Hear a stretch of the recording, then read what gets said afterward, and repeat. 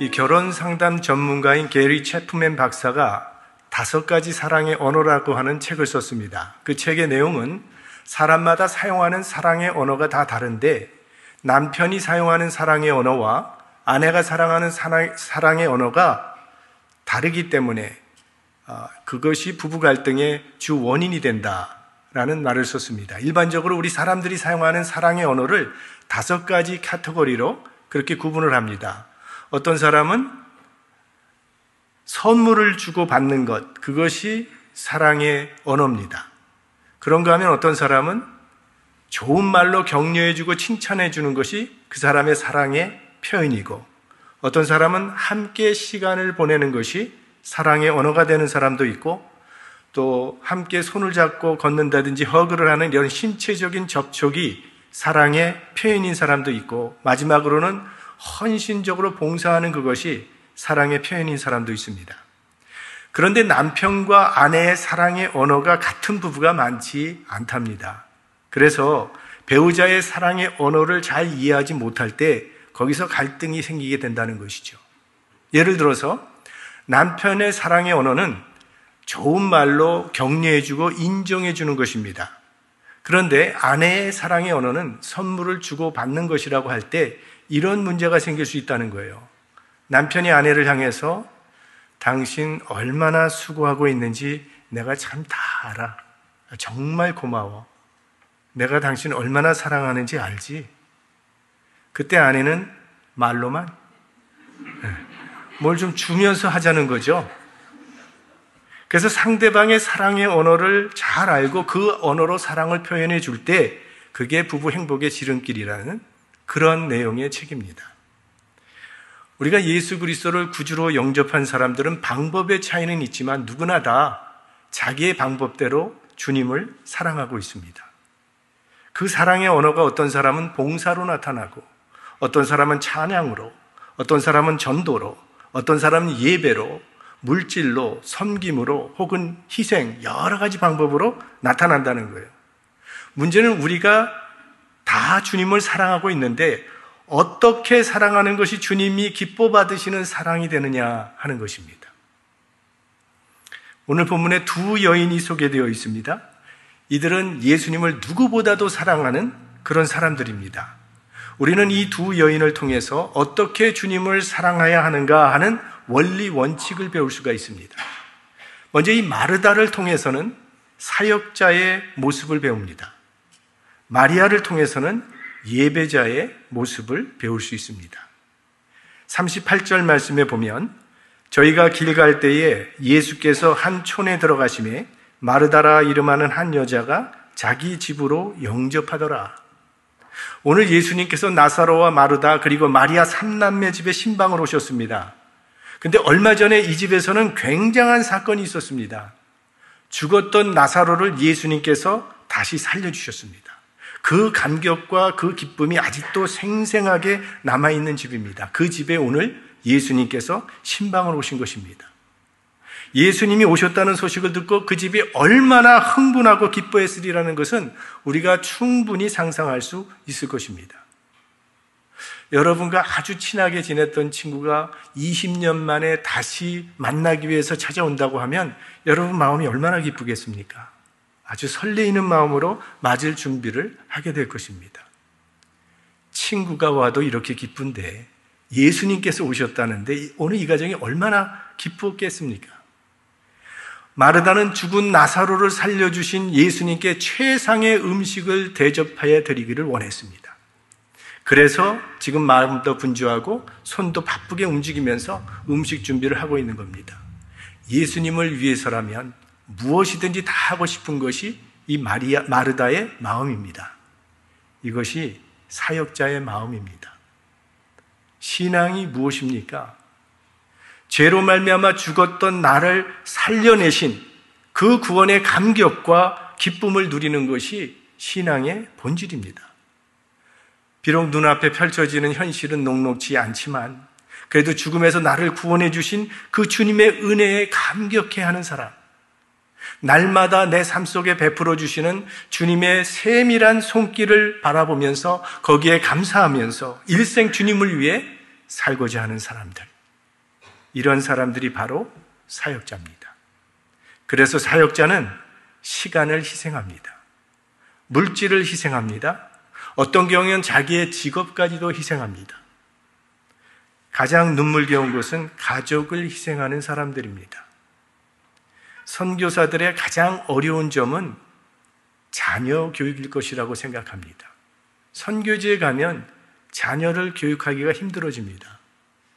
자녀를 희생해야 된다는 것이 얼마나 어려운 일입니까? 그런데 그런 어려움을 감수하고 나간다는 거예요. 이런 사람들이 사역자입니다. 하나님의 나라는 이런 귀한 사역자들을 통해 이 땅에 이루어지고 있는 것입니다. 한편 본문에서 우리는 마르다와는 조금 다른 언어로 주님을 사랑하는 또 한 여인을 발견하게 되는데 39절 말씀입니다. 그에게 마리아라 하는 동생이 있어 주의 발 아래 앉아 그의 말씀을 듣더니. 지난 주일에는 주로 마르다에 관한 이야기였는데 오늘은 주로 마리아에 관한 이야기가 되겠습니다. 마리아도 예수님께서 집에 신방 오신 것을 마르다만큼이나 좋아했습니다. 그러나 마리아는 주님을 영접하는 방법이 조금 달랐습니다. 마리아는 집안 청소를 하거나 음식을 준비하는 일은 하지 않았습니다. 대신에 주님 발 아래 앉아 있었다고 그렇게 말하고 있습니다. 그 당시에는 제자들이 랍비로부터 무엇을 배울 때 발 아래 앉아 말씀을 듣는다라는 표현을 사용했습니다. 그러니까 제자들이 랍비로부터 배울 때 늘 매일 그들이 하던 일은 랍비의 발 아래 앉아서 듣는 일이었습니다. 사도 바울이 자신은 가말리엘의 문화에서 교육을 받은 사람이라고 말을 했는데 거기 나오는 문화, 이것이 바로 발 아래라는 뜻입니다. 그래서 사도 바울은 나는 랍비 가말리엘의 발 아래서 배운 가말리엘의 제자라고 그렇게 말한 것입니다. 근데 지금 마리아가 마치 그렇게 예수님의 발 아래 앉아서 예수님의 말씀을 듣고 있는 것입니다. 지금 마리아의 눈은 예수님께 고정되어 있고 귀는 주님의 말씀을 한마디도 놓치지 않으려는 그런 태도로 주님 발 아래서 앉아 있는 것입니다. 마리아의 우선순위는 청소도 아니요 음식 준비도 아닙니다. 예수님께 주목하는 것입니다. 예수님의 말씀을 들으면서 예수님과 1대1로 교제하는 것입니다. 마리아에게는 이보다 더 중요하고 이보다 더 기쁜 일이 없었던 것입니다. 이런 사람이 예배자입니다. 이렇게 예배하고 이렇게 예수님을 만난 여자가 요한복음 4장에도 나오게 되는데 그 여인이 바로 사마리아, 우물가의 사마리아 여인이죠. 자, 사마리아 여인이 예수님께 질문을 했습니다. 우리 조상들은 이 산에서 예배하였는데 당신들의 말은 예배할 것이 예루살렘에 있다 하더이다. 예배에 대한 질문을 한 겁니다. 어디서 어떻게 예배를 드려야 됩니까? 어떤 것이 옳습니까? 라는 질문이죠. 그에 대해서 예수님께서 말씀하셨습니다. 여자여, 내 말을 믿으라. 이 산에서도 말고 예루살렘에서도 말고 너희가 아버지께 예배할 때가 이르리라. 아버지께 참으로 예배하는 자들은 신령과 진정으로 예배할 때가 오나니 곧 이때라. 아버지께서는 이렇게 자기에게 예배하는 자들을 찾으시느니라. 이 예수님의 말씀을 들으면서 이 여인의 영의 눈이 열렸습니다. 그리고 예수님을 메시아로 깨닫게 되고 그 예수님을 자신의 구주로 영접하게 됩니다. 드디어 진정한 예배의 대상을 발견한 것이죠. 이후로부터 이 여인은 예수님을 증거하는 삶을 살게 됩니다. 이 사마리아 여인이 가지고 있었던 그 목마름의 정체는 예배가 없었던 것에서 비롯된 것이었습니다. 예배의 형식은 있었지만 예배의 진정이 없었던 그런 예배였죠. 하나님을 예배한다고는 하지만 그 영혼 가운데는 참 하나님이 없었다는 것입니다. 여러분, 이 세상이 혼란스러운 이유가 무엇 때문이라고 생각을 하십니까? 궁극적으로는요, 예배할 대상을 찾지 못했기 때문입니다. 내 생명을 다 바쳐서 사랑하고 헌신할 대상을 찾지 못했기 때문입니다. 어떤 목사님이 이 세상을 보면서 이런 말씀을 하셨어요. 머슴은 많은데 주인이 없는 세상이라고. 사람마다 자기 인생의 주인이 누구인지도 모르고 살고 있고 무엇을 위하여 살아야 할지도 모르고 살고 있다는 그런 말입니다. 우리 예배는 하나님과의 만남이라고 말을 하는데, 이 만남이라는 것은 인격체와 인격체 사이에서만 가능한 것입니다. 우리가 길거리에서 많은 것을 보지 않습니까? 신호등을 보고 나무를 보고 개를 보고 자동차 이런 것들을 보는데, 이런 걸 보고 와서 집에서 나 오늘 나무 만났다 하는 사람 없어요. 나 오늘 개 만났다 하는 사람 없습니다. 그것들은 그냥 보았다라고 얘기합니다. 예배가 하나님과의 만남이라고 말하는 것은 인격과 인격의 만남이라는 것을 의미하는 것입니다. 인간이 아닌 다른 피조물은 누구도 하나님을 예배할 수 없습니다. 예배는 오직 하나님의 형상을 받은 인간만이 예배할 수 있도록 그렇게 창조가 되었습니다. 그래서 하나님은 예배하는 자를 찾으시는 것입니다. 그런데 이 인격과 인격의 만남이라는 것이 무엇을 의미하는 것이겠습니까? 우리가 길을 다니면서 많은 사람을 스칩니다. 또 마켓에 들어가면 많은 사람들을 보게 되는데, 그러나 우리는 그들을 만났다고 말하지는 않습니다. 우리가 아는 사람들을 만날 때, 즉 나와 인격적인 교류가 있는 사람을 만날 때 우리는 만났다는 말을 씁니다. 하나님과의 만남도 마찬가지입니다. 나와 하나님과의 인격적인 교류가 일어나지 않는다면 그건 만남이라고 할 수 없고 예배라고 할 수 없습니다. 하나님께서 말씀을 하시고 나는 그 말씀에 응답하는 인격적인 교류가 이루어져야 그것이 예배가 된다는 거예요. 하나님께서 말씀을 하시고 나는 그 말씀을 들으면서 하나님, 그것이 하나님이 원하시는 것입니까? 알겠습니다. 그렇게 하겠습니다. 하나님, 그걸 제가 고치기를 원하시는군요. 고치겠습니다. 용서하라고요? 용서하겠습니다. 버리라고요? 버리겠습니다.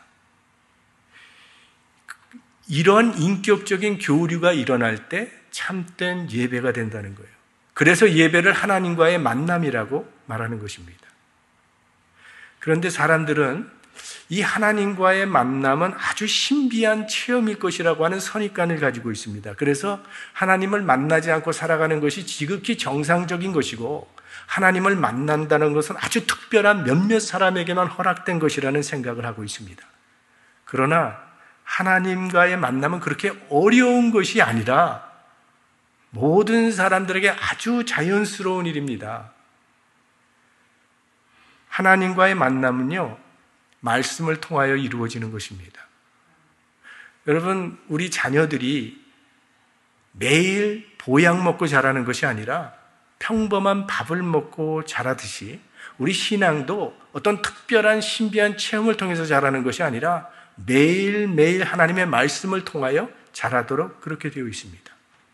신비한 체험은요, 모든 사람들에게 허락되어 있는 것은 아닙니다. 그러나 하나님의 말씀은 이 자리에 계신 모든 분들에게 허락되어 있는 하나님의 선물입니다. 여러분, 매일 말씀을 통해서 하나님과 교제하고 하나님을 만나는 이 큐티 생활을 꾸준히 실천해 나가시기를 바랍니다. 한 신학자는 오늘날의 교회의 위기는 예배의 위기라고 말했어요. 참 예배가 없다는 것입니다. 사실은 예배드리기 가장 힘든 사람 중에 하나가 목사입니다. 목사는 예배 시간에 하나님을 생각하기보다는 다른 예배 순서를 생각할 때가 많이 있거든요. 아니, 기도 순서가 되는데 미리 나와서 준비를 할 것이지 왜 저렇게 꿈을 대면서 예배의 흐름을 깨는 거야? 기도가 좀 길어지면 이러다가 예배 제 시간에 마치지 못하겠는데 왜 저 성도는 꼭 설교만 시작하면 좋을까? 이런 생각들을 한다는 거예요. 그런 생각은 들지도 않도록 하나님께 집중해야 한다는 거예요. 하나님의 임재 속에 빠지고 예배에 흠뻑 빠져야 되는데 빠질 똥 말똥 하다가 그냥 돌아가는 경우가 너무나 많다는 겁니다. 구약의 에녹이라고 하는 인물은 죽지 않고 하늘로 승천한 아주 신비스러운 인물입니다. 구약 이 에녹에 대한 전설을 들어보신 분들 계실 거예요. 하나님께서 에녹을 사랑하셨습니다. 그래서 에녹의 집에 자주 놀러 오셨다고 합니다. 아침 일찍 찾아와서 에녹아 우리 산책하자. 그러면 하나님과 함께 에녹이 걸어가면서 대화를 나누며 아주 행복한 하루를 보내고, 해가 저물 무렵이면 하나님께서 다시 에녹을 집에 바라대 주시고 하나님은 하나님의 나라로 돌아가곤 하셨답니다. 그렇게 하기를 300년째 되던 어느 날 하나님께서 에녹을 찾아오셔서 에녹아 오늘은 우리 에덴의 동쪽을 한번 가보자. 그래서 에덴의 동쪽을 가기 시작하는데 좀 거리가 멀었고, 그날따라 대화를 하는데 대화가 깊어지면서 길어지는 바람에 시간 가는 줄 모르고 얘기하다 보니까 해가 져버린 거예요. 집에 갈 길을 찾을 수가 없어요. 그러자 하나님께서 에녹아 오늘은 그냥 우리 집에 가자. 그래서 하나님의 나라에 따라갔다는 전설 따라 삼천리 같은 이야기가 있었다는 것입니다. 사랑하는 사람과 함께 있으면 시간 가는 줄 모르는 겁니다. 몇 해 전에 맨하탄의 어떤 미술관에서요, 반 고의 그 그림 전시회가 있었습니다. 반 고의 그 그림들을 많이 갖다 놓고 봤는데 저도 한번 가봤고요. 또 특별히 반 고를 좋아하는 교인 한 분이 자기는 5시간 동안 그 그림을 감상했다고 하더라고요. 이쪽에서 보고 저쪽에서 보고 여러 방면으로 보면서 그분은 5시간 동안 그거를 묵상한 것이죠. 여러분 5시간 동안 하나님을 묵상해 보신 적 있으십니까? 우리는 1시간도 묵상하기가 어렵고 집중하기가 어렵습니다. 그 시간에 책을 읽든가 노래를 부르든가 무슨 일을 하든가 해야지 그냥 조용히 하나님을 묵상하는 훈련이 잘 돼 있지 않습니다. 우리는 너무 많은 말을 하고 살고 있고 너무 많은 생각을 합니다. 그러나 깊은 묵상이 없습니다. 내 생각, 내 감정, 내 사상 이런 게 가득 차서 하나님께서 무슨 말씀을 하시는지, 하나님께서 뭘 원하시는지 조용히 듣는 시간이 부족합니다. 기도하러 와서도 하나님 아버지하고 열심히 자기 이야기 실컷 해놓고 끝나면 예수님 이름으로 기도합니다. 아멘 하고 싹 일어나 가버려. 하나님이 말씀하실 시간은 드리지 않아요. 저 밴쿠버의 그 리전트 칼리지에 마르바 던이라고 하는 교수님이 있습니다. 5월 달에 하늘나라 가셨어요. 이분이 책을 썼는데 그 책의 타이틀이 고귀한 낭비, 예배라고 하는 책을 썼습니다. 세상적인 관점에서 볼 때 이 예배는 시간 낭비라는 거예요. 그러나 가장 고귀한 낭비라는 겁니다.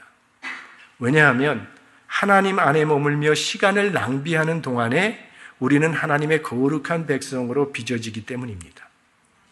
예배가 예배될 때 성도들은 세상을 향한 선교사가 되는 것이고 이웃에게 나의 믿음을 증명하는 삶을 살아가게 되기 때문입니다. 사람들은 이 예배를 시간 낭비처럼 생각을 합니다. 이렇게 바쁜데 꼭 예배 드려야 돼? 예배 드릴 시간에 내가 다른 일을 하면 내가 훨씬 더 유익하지 않을까? 이런 생각을 한다는 거예요.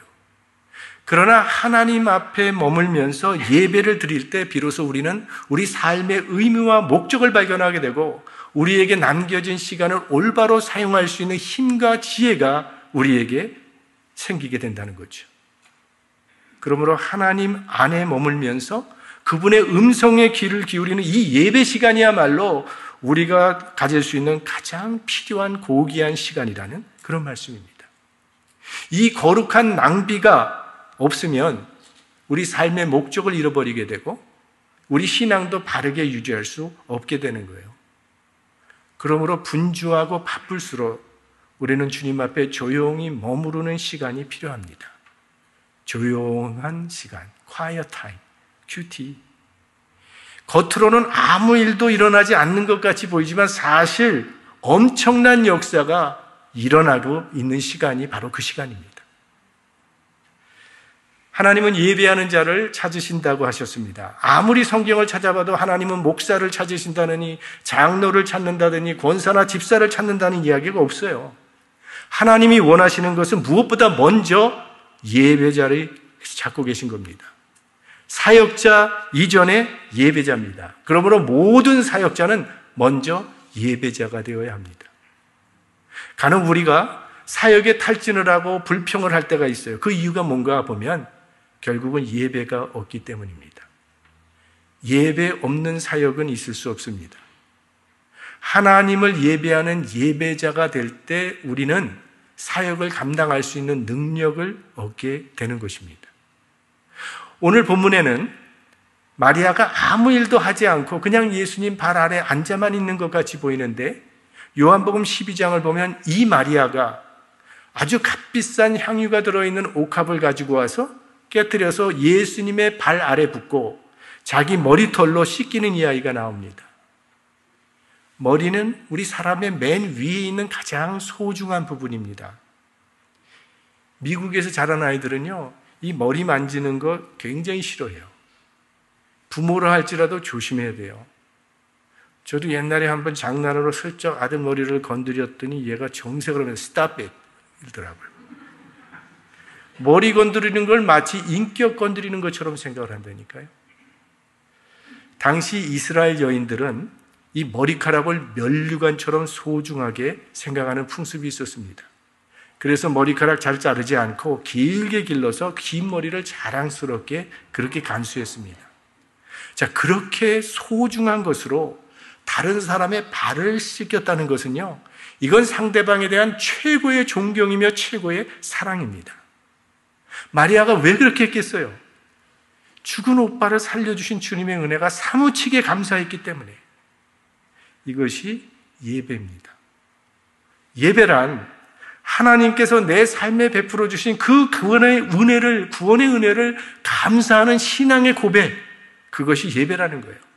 우리 삶에 베풀어 주신 그 위대한 구원을 축제하는 것, 그것이 예배고, 나 같은 죄인을 살리신 주님의 은혜에 감격해서 그분의 이름을 높여드리고 그분의 이름을 찬양하며 그분에게 합당한 영광과 존귀를 돌려드리는 것, 그것이 예배입니다. 팀 켈러 목사는 이런 말을 했습니다. 예배란 하나님께서 얼마나 존귀한 분이신지를 보는 것이며 그분이 마땅히 받으셔야 하는 존귀함을 드리는 것이다. 마리아는요, 머리털로 예수님의 발을 씻으면서도 부끄럽다든지 창피하다는 생각을 전혀 하지 않았습니다. 그저 감사한 마음뿐입니다. 자신의 모든 것을 다 바쳐서 주님을 섬기고 싶은 마음뿐입니다. 하나님의 일은 그런 마음으로 하는 것입니다.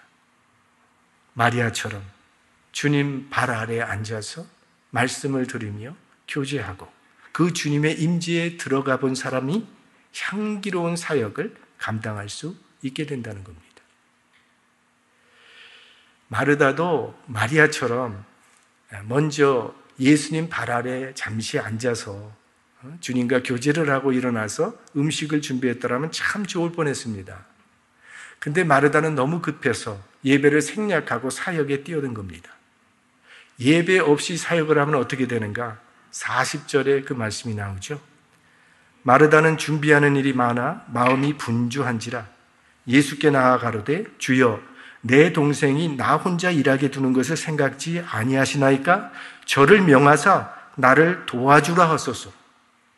예배 없는 사역의 결과 마음이 바빠지고 분주해집니다.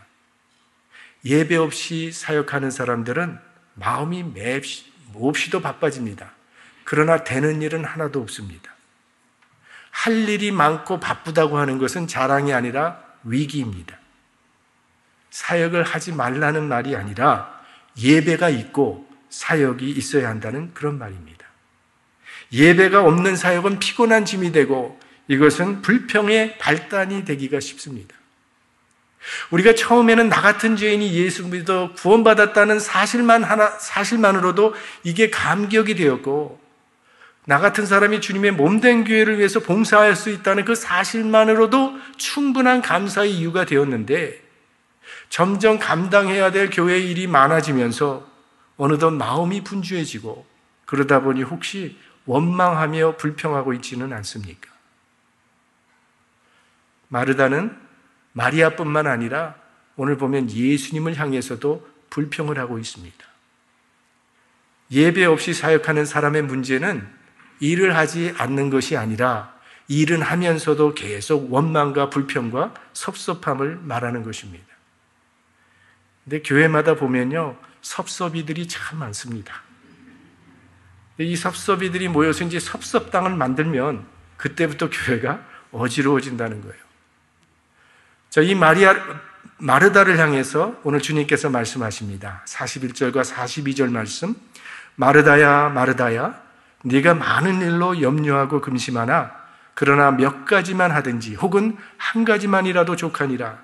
마리아는 이 좋은 편을 택하였으니 빼앗기지 아니하리라 하시니라.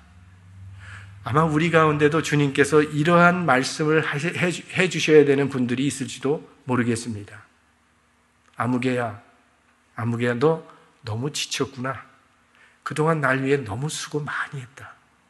그러나 그렇게 많은 일을 하지 않아도 괜찮단다.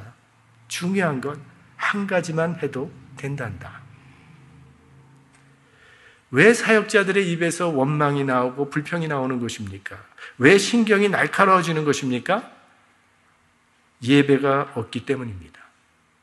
신령과 진정의 예배가 없으면 이 신앙생활이 짐스러워지고 피곤해지는 거예요. 의무감과 책임감으로 하는 신앙생활에는 기쁨이 없습니다. 생명이 없습니다. 자유가 없습니다. 한 가지 일하고 두 가지를 불평하게 된다는 거예요. 우리가 이런 상상을 해볼 수 있을 것입니다. 예수님께서 그 집을 떠나가신 후에 마리아와 마르다에게는 어떤 변화가 일어났을까? 아마도 마르다는 예수님이 떠나가신 후에 일손을 놓았을 것 같다는 생각을 합니다. 왜? 너무 일에 지치고 허탈감에 빠져서.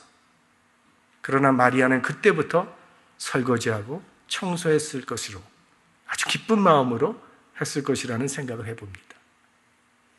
우리 모두 예배하는 사역자가 될 수 있기를 주님의 이름으로 축원합니다. 성령의